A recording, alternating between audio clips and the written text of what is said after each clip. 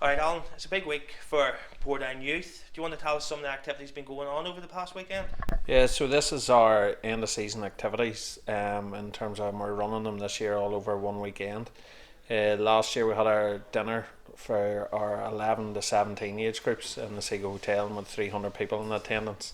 And I suppose the focus on it was looking at players who had previously played for us and have moved on.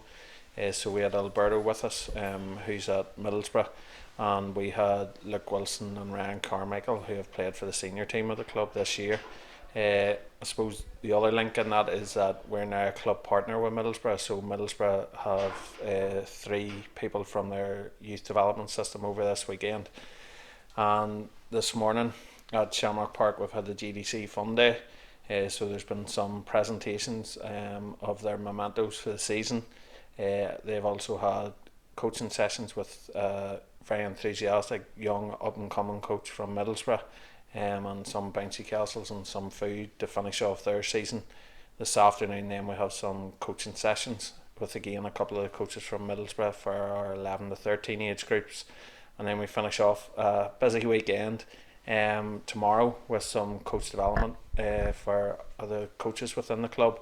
Two of the experienced coaches from Middlesbrough are over to deliver a 3 hour session tomorrow to really bring on our coaches that right from the grassroots up to our more senior teams at 15, 16, 17s, that everybody's developing in the right way.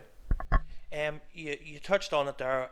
Some of the youth players that have played for the first team this year must be hugely rewarding for the youth setup to see the likes of Luke Wilson captaining the team, Ryan Carmichael, and also Dane McCullough, who was the youngest ever player to play a league game for Portadown during the season. That must be really satisfying.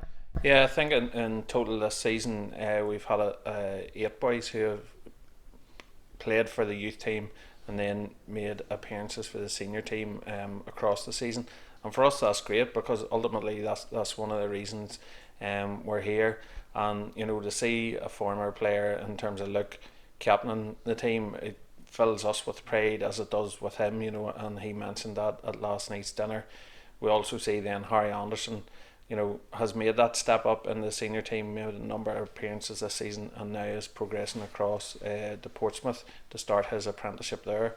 I think that shows part of what we're here to do. The other part is to, I suppose, grow that desire for sport and grow that desire for football across all the guys, because they won't all make it across the water, but if they're all playing football in 10, or any sport in 10, 15 years time, whether it be intermediate A locally, whether it be reserve division 3 or 4, that's what we're here to do as well. We're to grow people's desire for the game, want to play sport in the future, as well as those people who have the opportunity to make it across the water, and ultimately grow an affection for this club and create that, that it is one club. There's a community here, and we want that to be a cohesive relationship with everybody. You also spoke about the link up with Middlesbrough Football Club, with some of the coaches over here this weekend. Do you want to tell us a wee bit more about the link up, how it came about, and ultimately how does it benefit Portadown Football Club? Yeah, I think it's all on the back of Alberto's move across to them. Martin from Middlesbrough was key within, I suppose, that relationship and making that deal happen. And thankfully, we've seen across the weekend some video footage, and actually speaking to Alberto himself, he's making real massive steps there in his first year and really settled in. In terms of the relationship, it built on the back of that. Middlesbrough liked what they seen here. They liked the ethos of the club, that it's about developing, not just the player who goes out and plays, but the player who is the person. So developing that person, developing the confidence, the personality, the attitude within those young people, and that they're showing respect and a desire in everything they do, whether it be at home, in school, or on the football pitch. Where will be the benefits? I think the benefits for Middlesbrough, there's a link with us here. They have a scout here in Northern Ireland, Trevor Douglas.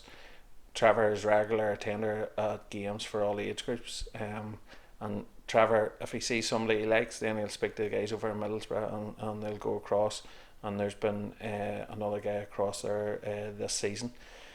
Ultimately for us then, in terms of where do we get the benefit, I suppose the leg of this weekend is part of that benefit. You know, Middlesbrough coming across, 3 guys coming across. The coach development is probably the key bit that we see of the weekend. It's great to get the guys the opportunity to get them coaching from, you know, full-time professional coaches during the weekend, and that's taking place today. But tomorrow is probably a really important session for us, where coaches will learn from really experienced coaches. Coaches are coaching full-time, and if they can take 1 or 2 things from those sessions, then we can build on those over the course of next season, and then build that relationship over time. I suppose one of the things we would be keen to do is bring a group of coaches across to Middlesbrough at some stage and see, you know, what it is that Category 1 academy in terms of English academies has, and the level of players that are there. They can then sort of nearly map some of that against what they have in their teams, and see where the development opportunities are.